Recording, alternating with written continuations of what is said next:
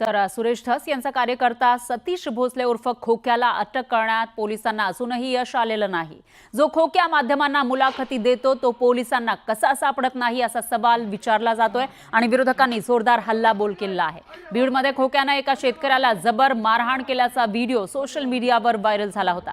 या प्रकरणी पोलिसात गुन्हा दाखल झाला असला तरी अजूनही फरार खोक्याचा शोध घेण्यात पोलीस अपयशी ठरलेत।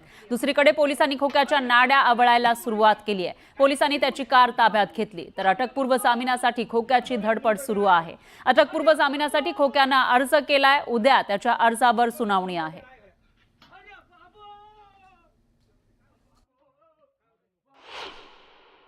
खोक्या बोक्या टोक्या मोक्या याच्याशी आम्हाला काही घेणं देणं नाही, पण पोलिसांची लाजच घालवली। त्याची काही टीव्ही नाही, कोणाला मिळालं तो एका टीव्ही चॅनलला मिळाला आणि पोलिसांना मिळत नाही। म्हणजे आपली जी गुप्तहेर यंत्रणा आहे जी आजपर्यंत महाराष्ट्राला अभिमानास्पद वाटायची, म्हणजे आता तर वाल्मिक कराड कुठे कुठे राहिला याचे लिस्टच येते माझ्याकडे। त्याला आका सुरेश धस यांचं पाठबळ असल्याशिवाय तो चॅनलला अगदी निवांत होऊन गाडीमध्ये मुलाखत देतो।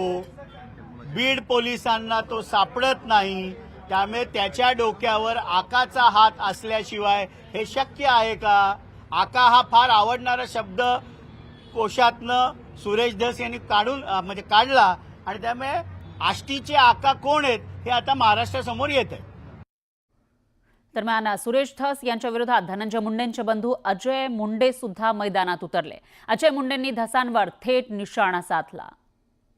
सुरेश धसांबद्दल बोलताय तर जे कोणी बोलतेत आज सुरेश धस किती धुतल्या तांदळाचे आहे ते दिसतंयच आपल्याला, कारण त्यांचा खोक्या आज बाहेर पडलेला आहे आणि या खोक्याचा आका कोण आहे?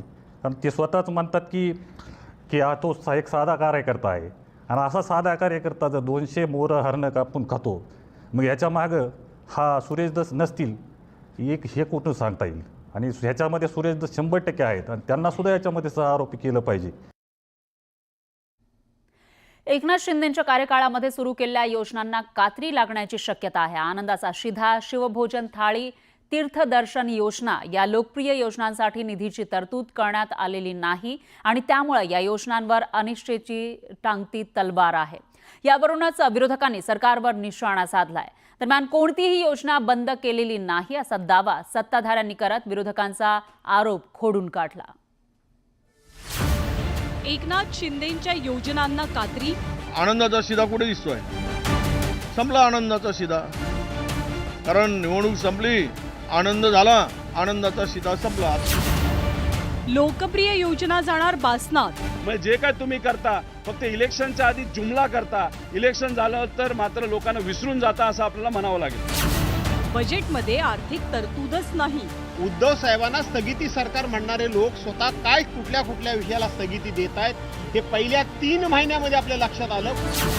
आनंदाचा शिधा आणि शिवभोजन आता अडचणीत। आमचं सरकार कुठलीही योजना बंद करणार नाही, उलट जुलैच्या बजेटमध्ये पुरवणी मागणी होऊ शकतं, नागपूरच्या हिवाळी अधिवेशनात पुरवणी मागणी होऊ शकतं।